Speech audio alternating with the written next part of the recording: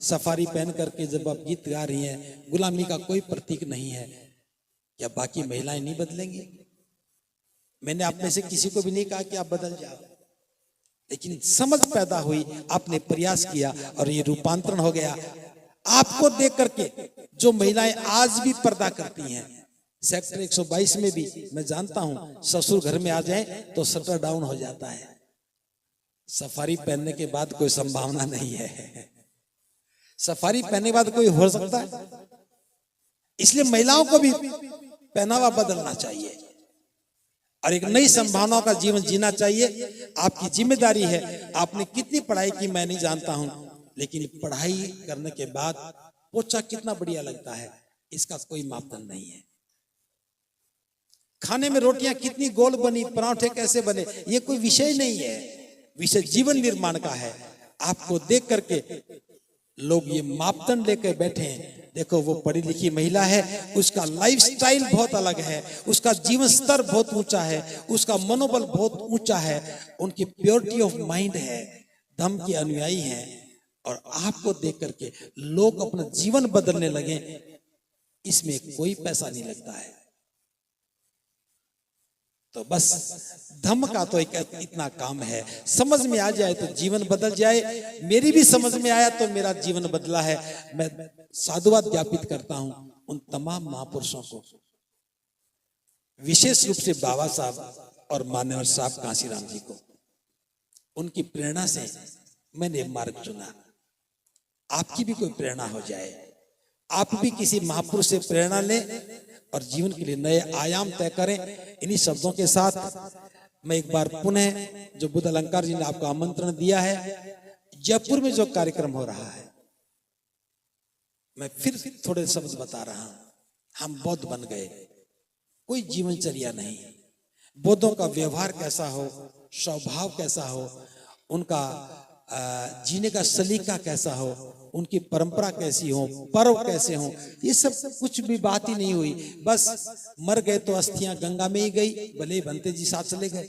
शादी हुई तो वह बनते जी बुला लिए, बाकी वही गीत, वही हल्दी, वही नारियल, वही तिलक, वही 10 रुपया, वही बैंड, वही बारात, वही शादी के गीत, कुछ नहीं बदला। लेकिन अब बदलना चाहिए।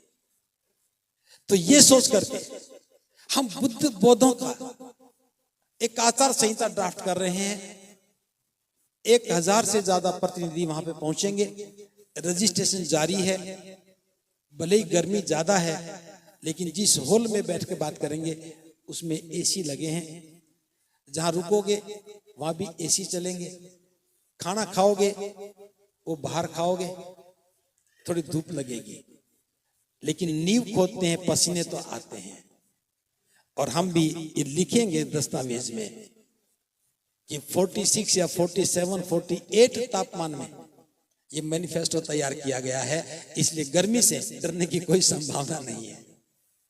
वो मैनिफेस्टो जीवन की बुनियाद होगा और हम 27 अक्टूबर को जब उसको जारी करेंगे तो भारत की लगभग 10 से 12 भाषाओं में वो अनुवादित होगा।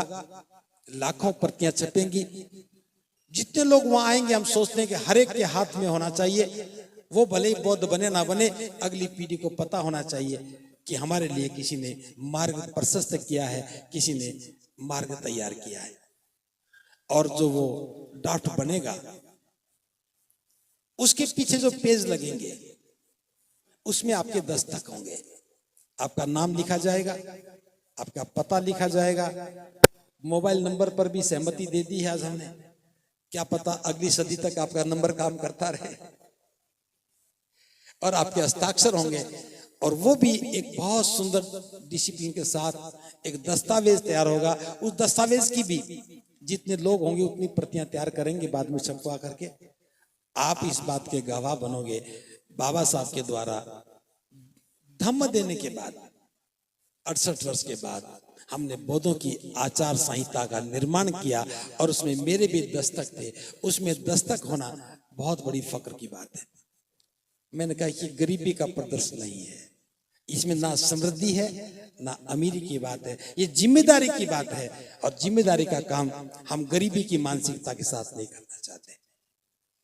क्या जिम्मेदारी का काम गरीबी की मानसिकता की होना चाहिए? अगर महिला गर्भवती हो, बच्चा कोख में पल रहा हो और आप दूध बचाने की बात करते हो, तो बच्चा कुपोषित पैदा होगा और पैदा होने से पहले ही मर जाएगा। हम बुद्धिज्म को गरीबी के पालने में नहीं पालना चाहते।